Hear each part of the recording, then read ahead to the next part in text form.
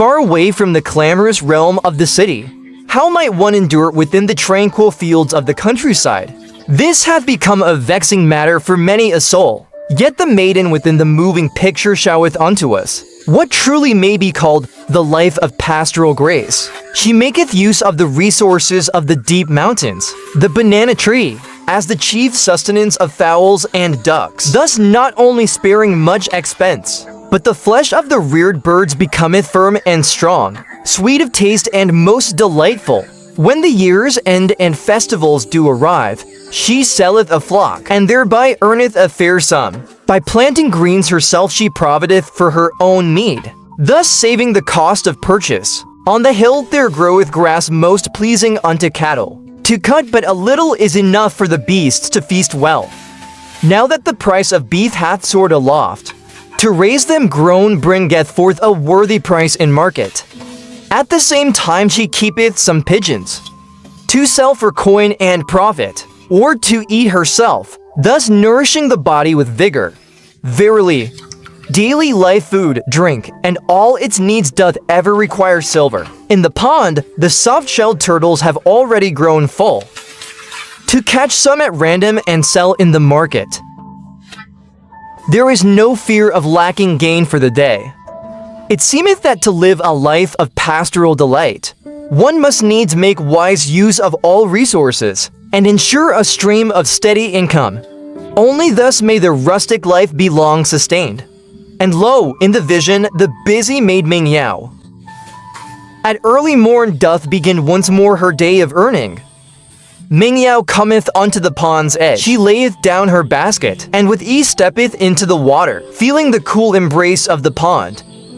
The water was not deep, yet the muddy bottom seemed somewhat heavy underfoot. She knew well that this day was apt for turtle catching. First must the water be drained, else the task proceedeth not. With both hands she gripped a vessel large and round, bending low, her gaze fixed upon the rippling surface. The water shimmered with gentle waves. Ming Yao set the vessel into the pond. When it was filled with water, she swiftly lifted it high, and with effort poured the water upon the bank. This labor must needs be done again and again. And within her heart she silently mused, so long as one endueth, success shall surely be attained. Though his wrists did grow weary and sore, yet Ming Yao yielded not unto fatigue. Each casting forth of water was ever joined with his steadfast will and sweat of brow, albeit to outward eyes it seemed this labor bore not much hardship. Yet as time lengthened, both body and spirit grew heavy with toil. Ming Yao knew within his heart that to endure amidst such pastoral life requireth not toil alone, but also the strength of a hale and sturdy body. As the hours did pass, the waters of the pond lessened little by little. The muddy earth beneath began to show forth. Ming Yao's motions became deft and smooth as flowing water. The water was drawn out bit by bit. His heart brimmed with anticipation. He envisioned the turtles hidden within the mire. Excitement so swelled that weariness was forgot. Each time he beheld the vessel filling with water, his resolve grew yet more firm. At last, the water was nigh all drained away, and the muddy bed of the pond lay bare to sight. Ming Yao gazed upon the scene before him, and his heart was filled with triumph. Now was the hour most fitting to seize the turtles. He searched softly amidst the soil, and lo, one by one the plump creatures lay concealed within the mud. The mire, thick and sodden, became their shield and hindrance alike. To catch them, one must needs search with patience. After much endeavor, Ming Yao's hand at last grasped one firm, a lively turtle still full of vigor, its body all clad in mud, shaking its head gently as though in protest. Ming Yao, cradling the turtle in his palms, felt his heart leap with joy. With the little water left in the pond, he washed the creature clean in part, then turned about and placed the first catch into the vessel. A new beginning, a new harvest. He turned again, both hands delving into the mire once more.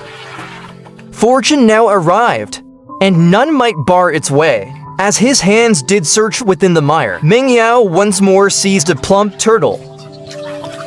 He cleansed it lightly, then placed it again within the vessel. Yet the turtle therein sought means to climb forth.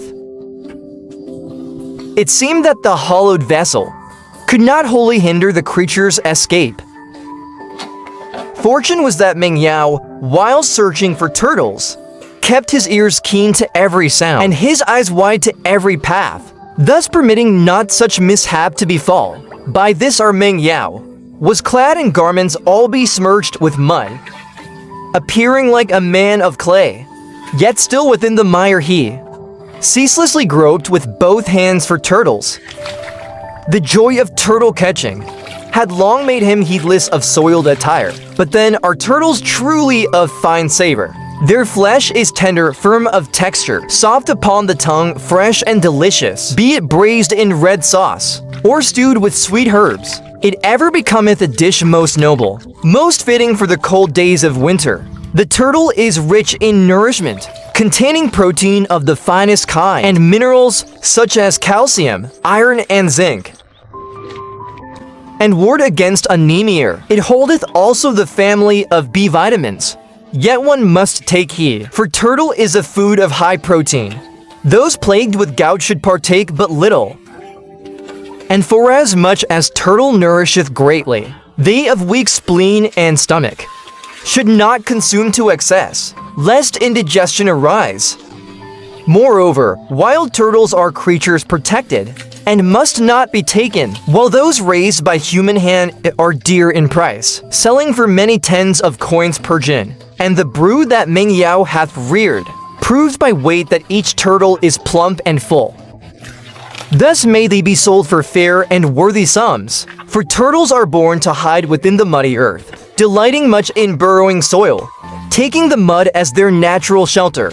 Had Meng Yao not espied it, this turtle, deep hidden underground, would not be found, probably couldn't catch it anyway.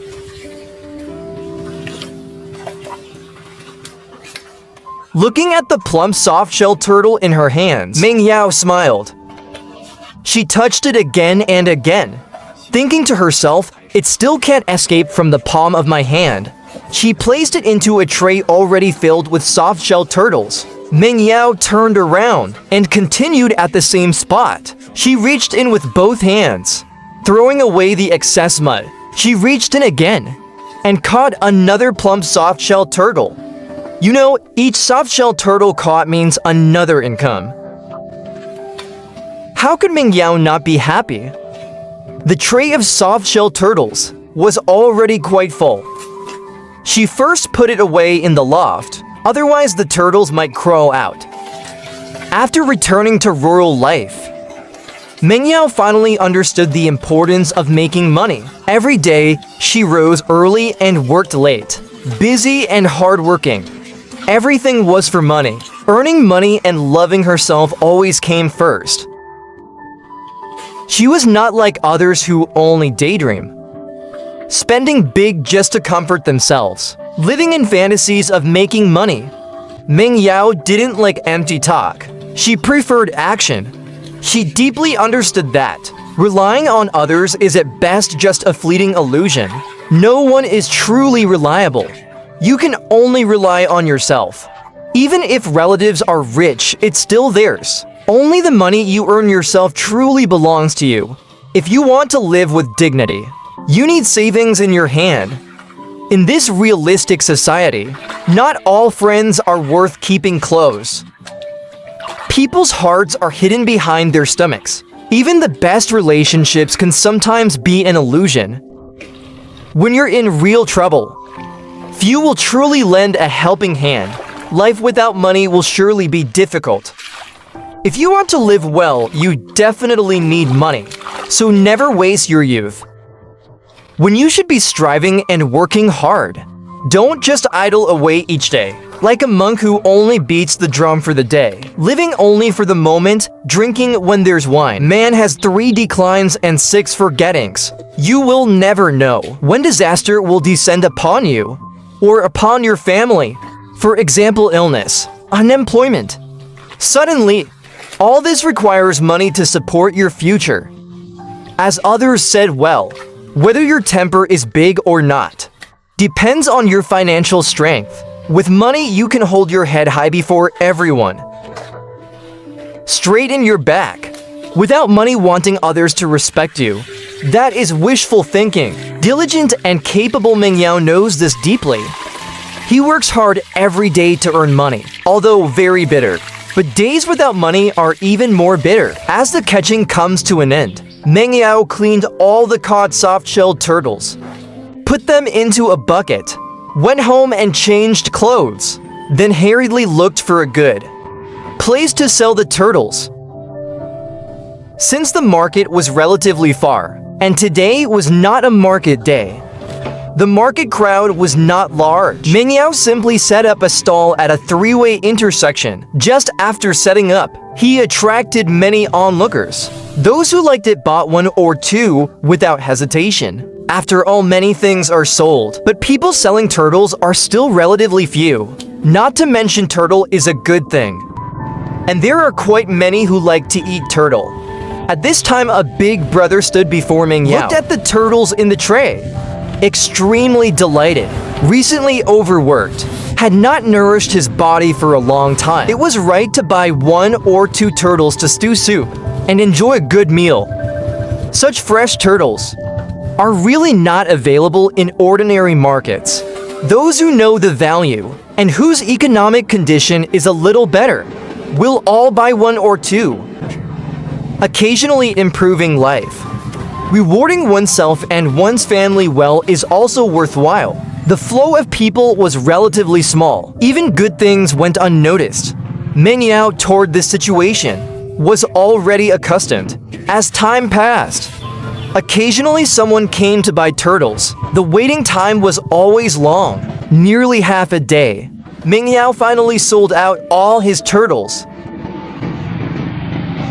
Just returned to the manor, heard chickens and ducks chirping and quacking. They knew the master had returned. It was time to be fed. Ignoring his hunger, Meng Yao raised his knife toward a banana tree in the manor. He began chopping fiercely.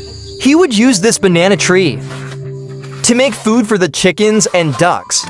Purely natural and cost-saving. An ideal natural food for raising chickens and ducks. As long as the banana tree was chopped and broken, and added with some of the chicken's usual food, mixing it could be used to feed chickens and ducks.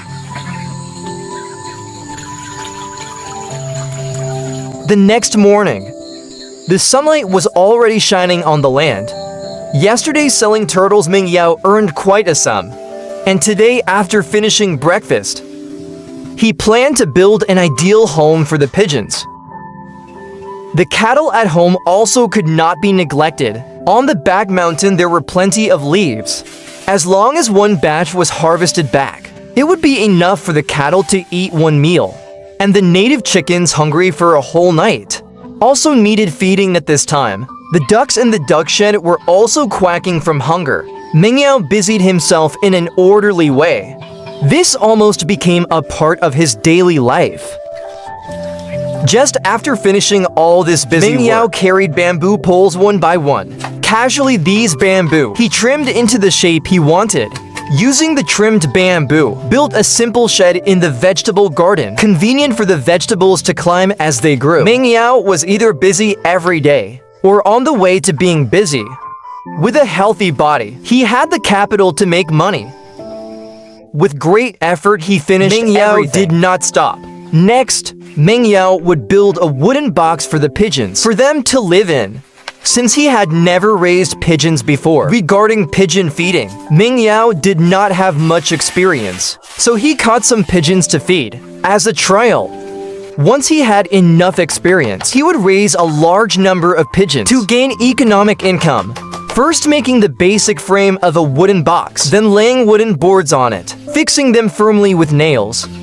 A large enough wooden box appeared before him. For the pigeons' convenience of entry and exit, 2 holes had to be cut into the side of the box as doors for the pigeons. To let the pigeons live in a ventilated open place. Ming Yao was seen digging a hole in the open space before the house, fixing in a wooden post. This wooden post would support the whole box. Ming Yao was careful and cautious while fixing it, and cut a cross-shaped groove at the top of the post. On both sides installed two grooved planks. Thus formed a cross frame on which a wooden board could be placed. With the wooden board as base, the processed wooden box was placed properly. The box set outdoors would easily get wet once it rained, so a sheet of iron had to be fixed on top of the box. Meng Yao completed the whole process without any delay. It seemed he had already planned it well. Under Meng Yao's skillful hands, a unique home for pigeons appeared before the eyes, especially conspicuous in the whole manner. Releasing a few pigeons here from afar gave people a poetic and picturesque feeling, and the manor built by Meng Yao. As his income grew more and more, its planning would also grow better and better, although every day is very hard and tiring. But for Meng Yao as a young man, he is in the prime of life. He will not only seek pleasure, he will also continue to struggle to plan out his ideal manner. Xin chào tất cả các bạn. Hôm nay chúng ta sẽ cùng nhau đến với lại Mộng Dao. Mộng Dao hôm nay sẽ đưa chúng ta đi khai thác ba ba mọi người ạ. Cái ao ba ba này đã được cô ấy nuôi và chăm sóc trong rất nhiều năm. Những con ba ba này giờ đã đến tuổi trưởng thành và đã đến tuổi để xuất đi để bán. Và Mạnh Dao hôm nay cô đấy sẽ tát nước ở trong một cái ao này cho nó bớt đi rồi để bắt ba ba. Những con ba ba này nó rất là hung dữ, chúng ta phải cẩn thận không là nó cắn là sẽ rất là đau. Những con ba ba này nó đạt chất lượng rất là tốt vì nó được ăn những cái loại động vật nhỏ như cá, là những loại tôm, ếch, được cô ấy chăm sóc rất là kỹ lưỡng. Cái chất lượng thịt của cái loại ba la này rất là tuyệt vời. Khi cô đấy đã bắt được một số lượng lớn rồi thì cô đấy đã rửa sạch sẽ chúng và mang chúng ra một cái phiên chợ phiên để bán cho người dân ở xung quanh đó. Khi cô ấy mang ra chợ thì mọi người rất là háo hức và tò mò vì những gì cô bán thì được tất cả mọi người ưa chuộng. Mọi người thấy cái video này hay và hấp dẫn thì hãy cho mình một lượt thích và một lượt đăng ký kênh để mình có thêm động lực làm ra những cái video hay để mang đến những nụ cười cho mọi người ạ. Chào mọi người ạ.